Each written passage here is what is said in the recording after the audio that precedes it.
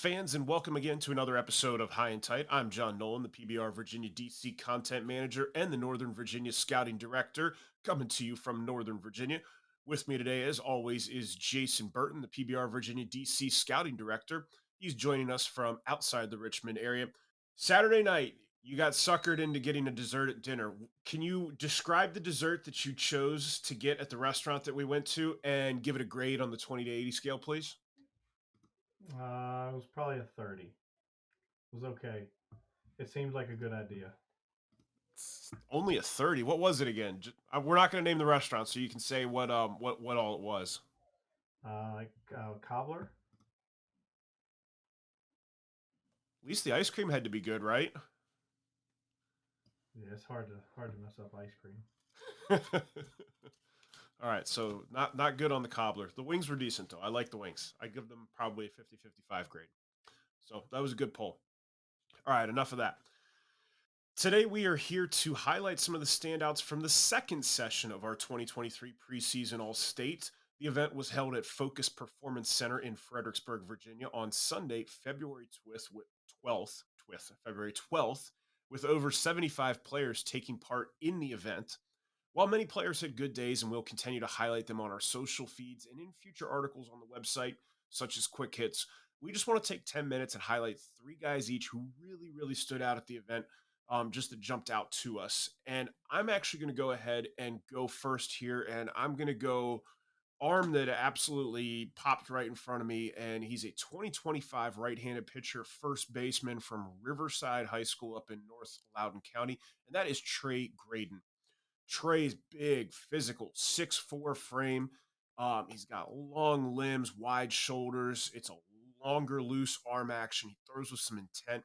Big velo numbers from him on the day. Fastball was 86 to 88. Showed a changeup that came in 71 73. His slider was 70 71. Would like to see him maybe throw those a little bit harder, but that will come with time as he continues to get some feel with him. But the big thing is he's got the big physical frame, that prototypical pitcher's body already, with the wide shoulders, the long legs, the big hips, the things that we're looking for when we look for a pitcher who's got the velocity, he's got the ability to hold up physically, throwing at that velocity, and there's definitely some more in the tank. And again, that's Trey Graydon, a right-handed pitcher, first baseman in the 2025 class from Riverside High School. So Burton, I went ahead and stole the leadoff spot. You want to go ahead and go second here? Yeah, you really went out on a limb with Graydon. Uh, that was he was good. He was really good. I asked him if he was 20. Uh, because he's a like Nolan said, he's a pretty big physical kid. Um, I'm gonna bump up a class. I'm gonna kind of go in order with my three guys. I'm gonna go with a 24 right-hander, Ryan Garcia. Ryan is out of Chantilly High School. He's a 6 foot right-hander. I thought, I think we were supposed to see him like a month ago at ID. He couldn't get there, so we were excited to get an opportunity to see him today or this weekend. Held velo 86 to 87 throughout his bullpen. Um, Showed, I think it was 4 pitches: fastball, curveball, slider, change. I'm sorry, fastball, curveball, slider, split. I remember distinctly the splitter because very few guys at this age will show some feel for a splitter and it have decent action on it. And he was one of those guys. Again, 86, 87 with the fastball, landed the breaking ball. Slider had shorter shape, but was able to throw it for some strikes. And then again, landed a 79 to 81 mile an hour splitter for strikes. So fastball had some carry through the zone. Really liked it. It was firm, and thought he looked really good. All right, I'm going to go ahead and shift to the 2024 class. I'm going to go bat here. Henry Stewart, a catcher from West Springfield High School, 6'3", 190. It's a lankier athletic frame, as with basically anyone that ever comes out of West Springfield. He's got some strength present. He's definitely been in the weight room. Coach Olms does a good job of getting them there. Saw some loud stats from him on the day. As overall, I thought he had a very good performance.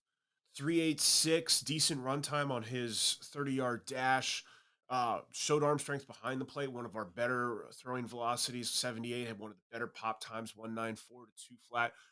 Showed his versatility and his arm strength plays up in the outfield where he was up to 87. At the plate, thought he really banged it pretty well. Exit live was up to 95. So a lot to like there. This is a 24 bat that can definitely help somebody. And he's probably going to be a decent part of the middle of the lineup this year for West Springfield. So exciting to get to see him and get a chance to get out and see him again in the high school season this spring. And again, that's Henry Stewart, a catcher outfielder in the 2024 class from West Springfield High School. Bert, where you want to go for slot number 2? I want to go to wherever they grow Henry Stewart's at because he is a large human being. I'm going to go to 25 out of Hanover, TJ Woodson. I know we've talked about TJ before, but I think even more so now, you're starting to see some of the added physical strength. There's still plenty of room for him to add, but I think you're starting to see some of that added physical strength play into the swing. I remember seeing TJ. I know you remember. We were at Rocket Sports at the indoor facility, and I think he was in seventh or eighth grade maybe. Um, and he was just a smaller little guy. He could really pick it, and he just put the barrel in the baseball. Like honestly, it just didn't go anywhere, just because he wasn't this big, strong, bigger, stronger kid than everybody else his age. And I think that's really started to play into the swing a little bit. It's still like contact doubles power, but he's able to turn it a little bit better. The arm strength is getting better across the infield.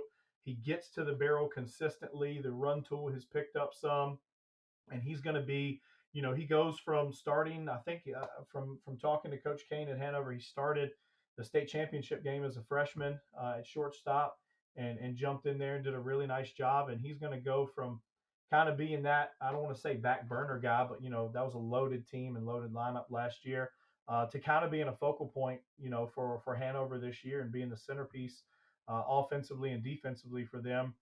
So it's going to be interesting to see how he progresses and how he takes that next jump. And that's TJ Woodson from Hanover High School. Add to him really quickly. He was the last guy to throw his bullpen for us, and I thought there was some good there. Tickled an 85, 83, 84. I know that's not his future, but it's definitely something that could help at Hanover. Not that Hanover ever needs help when it comes from an arm standpoint. All right, last guy for me here. I'm going to stay in the 24 class. I'm going to stay bat. Edwin Sanchez from Freedom South Riding, the defending Class 6 state champs. He is an outfielder, 5'10", 165. He's got some strength in his frame. The kid's definitely picked up some weights and threw them around a little bit. That strength shows. Had some loud tools, was 90 with his outfield velo. The exit velocity was 94. He hits right.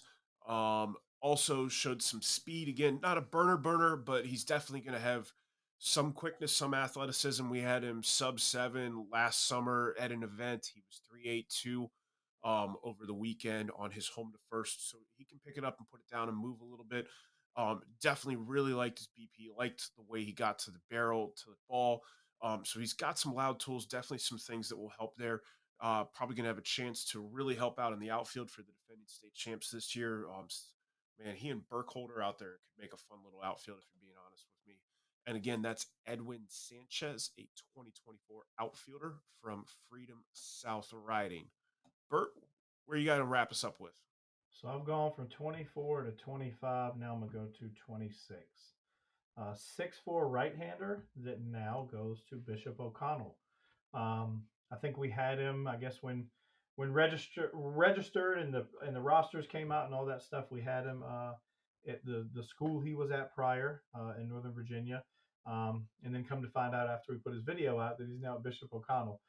So that really adds obviously to their potential this spring, I think.